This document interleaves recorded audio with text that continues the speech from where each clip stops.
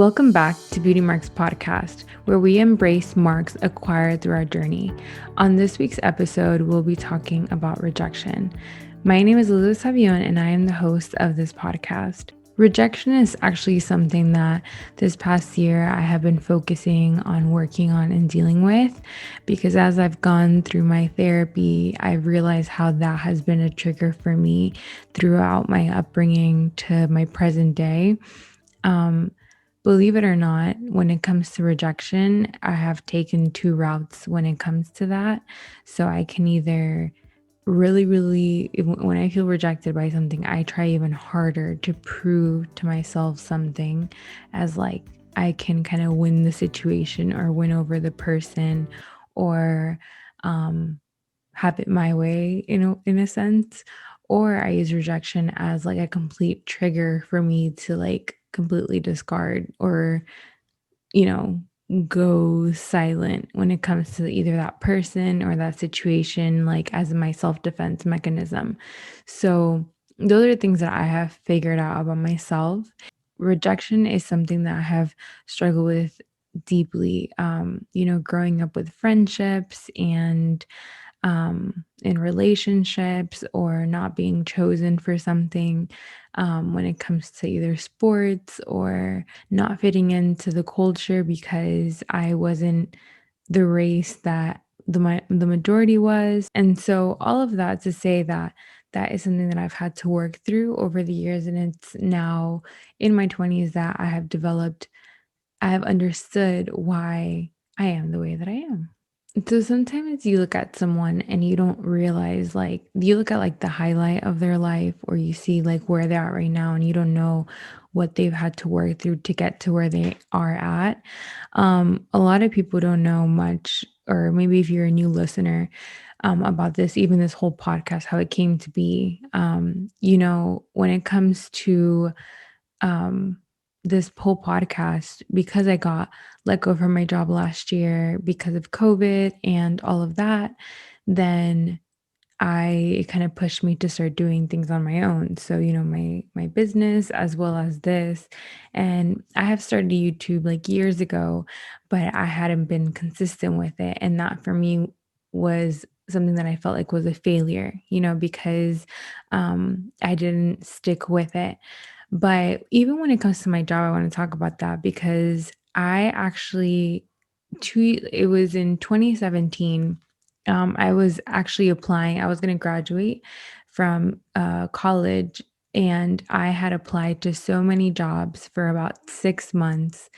And I had interviews. I went to interviews like back to back. I applied to so many. And the job actually that I ended up working for, I went through three interviews with them before I got a rejection that I was not accepted, that they went with someone else. Now, fast forward 6 months later, they actually called me back and said that if I was still interested in the position, they wanted to bring me on. So I actually didn't immediately get the job the first time, which is what I felt as the rejection too was, when I got rejected from my job, I thought that meant that I wasn't smart enough, that I wasn't good enough for the position. There was someone better than me. And I internalized that.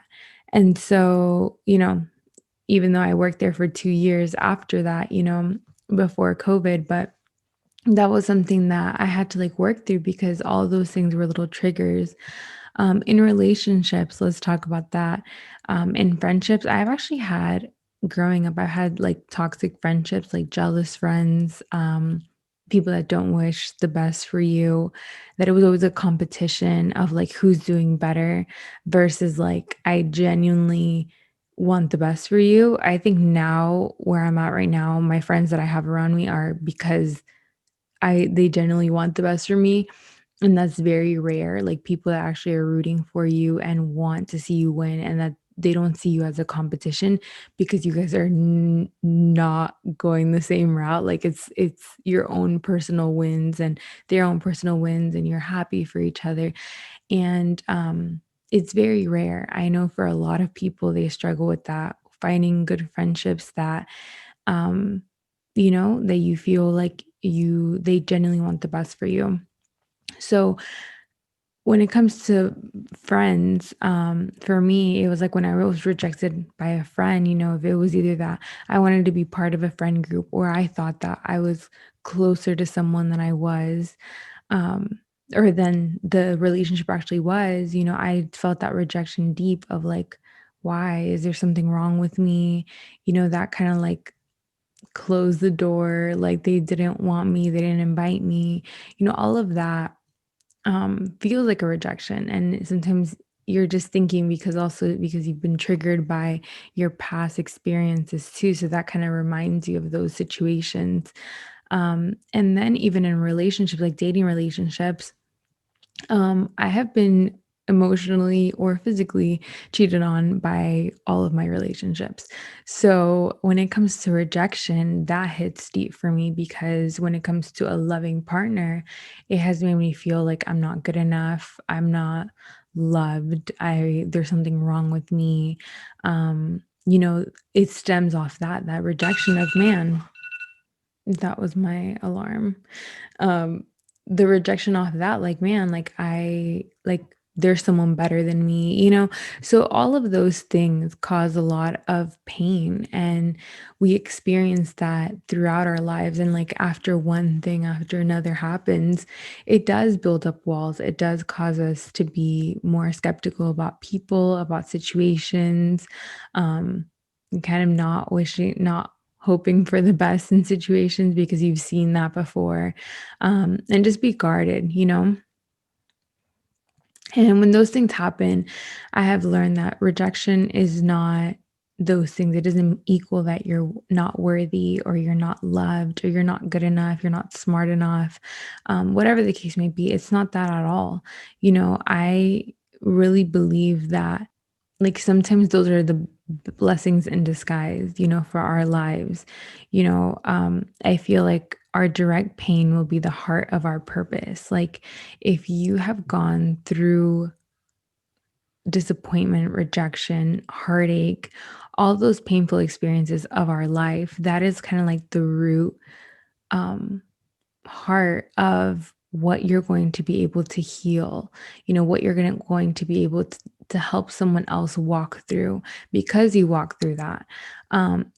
Because I went through the job rejection and taking months to get a job, now I empathize and I understand when someone else is going through that walk. I can help someone, with connections, with, because I had to walk through that journey alone. When I go through breakups, that heartache for me is very painful. But recently I actually like spoke with someone about how to get through a breakup. And I was like, wow, like I have not talked about that in such a long time, had to like how to be able to help someone else walk through that journey.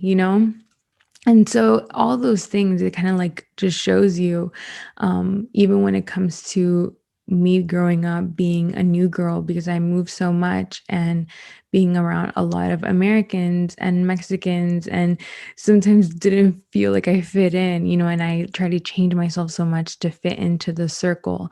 Now as an adult, now when someone is new, when someone is new in the area, when someone is different from me, I want to learn from them. I want to speak with them. I want to ask them questions and get to know them because I know how it's like moving to a new area. I know what it's like being by myself or not fitting in. So I want to be the opposite of what I went through growing up.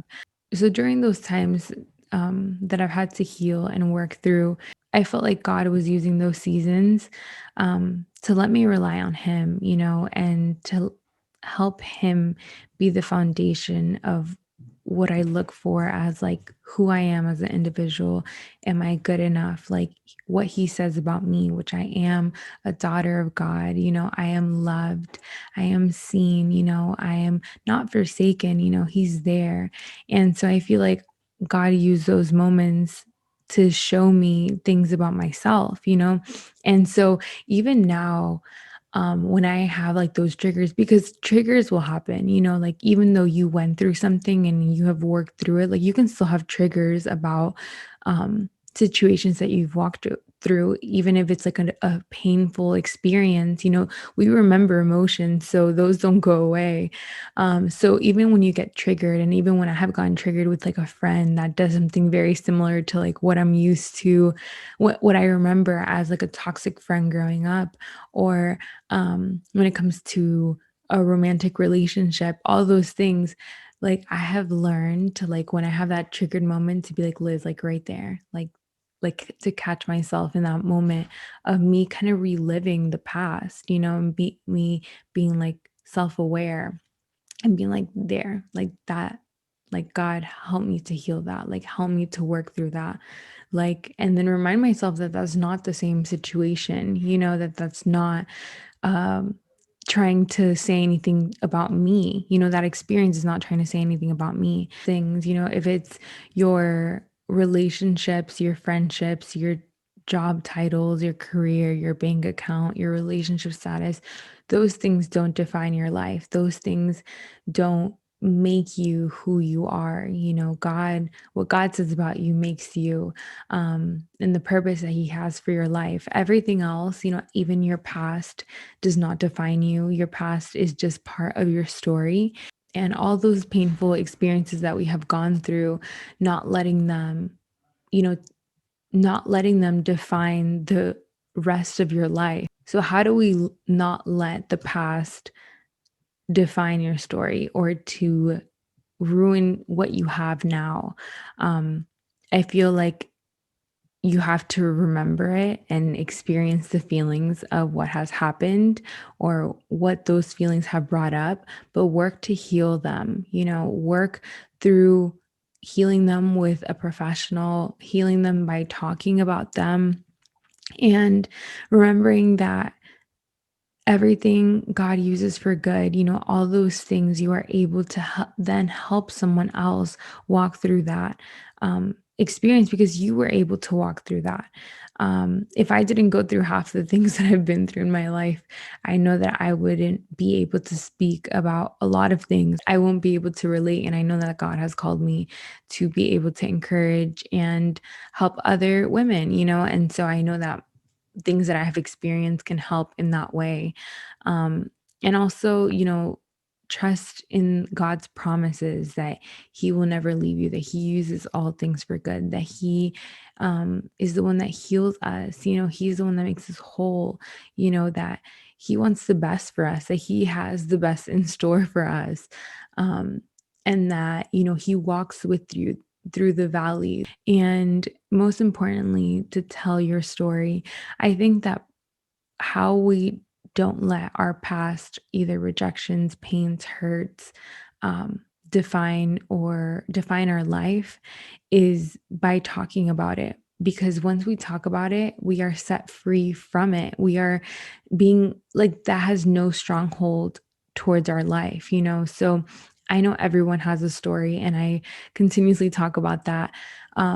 This whole podcast is even about that. It's about telling your story and about sharing the experiences that you have. And so, whatever your story is, like, just know that if you haven't told your story yet, one day you will. And one day you'll unlock someone else's life. Like, you'll help to be the key to their freedom, because you are set free and you can be a guidance or an example that someone else can walk through the same thing and come out even stronger. I hope you felt encouraged. And, this week, I know there's a lot of stuff going on. I'm praying for our government, for this whole world. Just, there's so much going on right now, but just have peace, have peace. I have peace throughout the midst of this. And how do I have it? Because I trust in the one that is in charge of everything. I rely on Jesus. I rely on Him to know that He has this whole world in His hands, and He has my life and your life in His hands, and He's going to take care of us. He's going to bring us peace and joy throughout the midst of this, and be kind to other people this week. Honestly, those kind little things that you can do to be the light in the midst of all the craziness and in the midst of people not being so nice is by you being that example. So I hope you guys have a good week. Don't forget to subscribe to this podcast, and I will see you guys in the next episode.